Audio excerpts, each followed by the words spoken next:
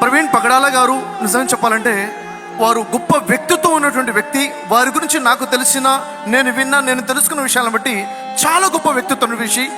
అందరూ అనుకుంటుందంటే ప్రవీణ్ పగడాల గారు ఇప్పుడు మన మధ్యలో లేరు అనుకుంటున్నారు. నేను ఆ విషయాన్ని ఒప్పుకోను. ఎందుకంటే వారి భావాలు, వారి ఆలోచనలు, వారి మాటలు ఇప్పుడు మనతోటే ఉన్నాయి. అయితే నేను ఇక్కడ మీ అందరినీ కోరుతుంది, దైవజనులందరూ నేను కోరుతుంది, మనలో ఎంతమంది ప్రవీణ్ పగడాల గారి భావాలతో పాటు నిల్చున్నాం? చేయొద్దండి. ఎంతమంది ఈ భావాలతో పాటు నిల్చున్నాం?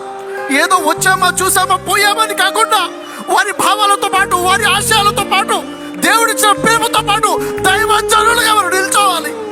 ఎందుకంటే ఇహలోకం శాశ్వతం కాదు, పరలోకం నిత్య జీవమే శాశ్వతమైనది.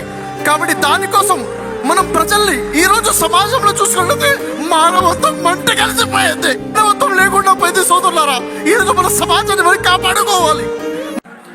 ప్రవీణ్ పగడాల గారు నిజంగా చెప్పాలంటే వారు గొప్ప వ్యక్తిత్వం ఉన్నటువంటి వ్యక్తి. వారి గురించి నాకు తెలిసిన, నేను తెలుసుకున్న విషయాలను బట్టి చాలా గొప్ప వ్యక్తిత్వం విషయం. అందరూ అనుకుంటుందంటే ప్రవీణ్ పగడాల గారు ఇప్పుడు మన మధ్యలో లేరు అనుకుంటున్నారు.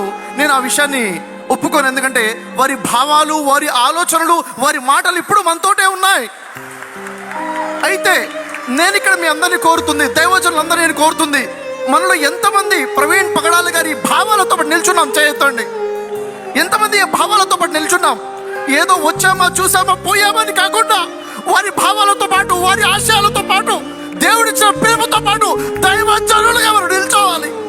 ఎందుకంటే ఇహలోకం శాశ్వతం కాదు, పరలోకం నిత్య జీవమే శాశ్వతమైనది. కాబట్టి దానికోసం మనం ప్రజల్ని ఈరోజు సమాజంలో చూసుకుంటే మానవత్వం మంట కలిసిపోయింది. మానవత్వం లేకుండా పోయింది. సోదరులారా, ఈరోజు మన సమాజాన్ని మనం కాపాడుకోవాలి. ప్రవీణ్ పగడాల గారు నిజంగా చెప్పాలంటే వారు గొప్ప వ్యక్తిత్వం ఉన్నటువంటి వ్యక్తి. వారి గురించి నాకు తెలిసిన, నేను తెలుసుకున్న విషయాలను బట్టి చాలా గొప్ప వ్యక్తిత్వం విషయం. అందరూ అనుకుంటుందంటే ప్రవీణ్ పగడాల గారు ఇప్పుడు మన మధ్యలో లేరు అనుకుంటున్నారు. నేను ఆ విషయాన్ని ఒప్పుకోను. ఎందుకంటే వారి భావాలు, వారి ఆలోచనలు, వారి మాటలు ఇప్పుడు మనతోటే ఉన్నాయి.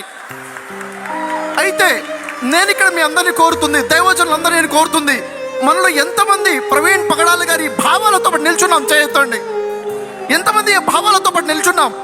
ఏదో వచ్చామా, చూసామా, పోయామని కాకుండా వారి భావాలతో పాటు, వారి ఆశయాలతో పాటు, దేవుడిచ్చిన ప్రేమతో పాటు దైవజనులుగా మనం నిల్చోవాలి.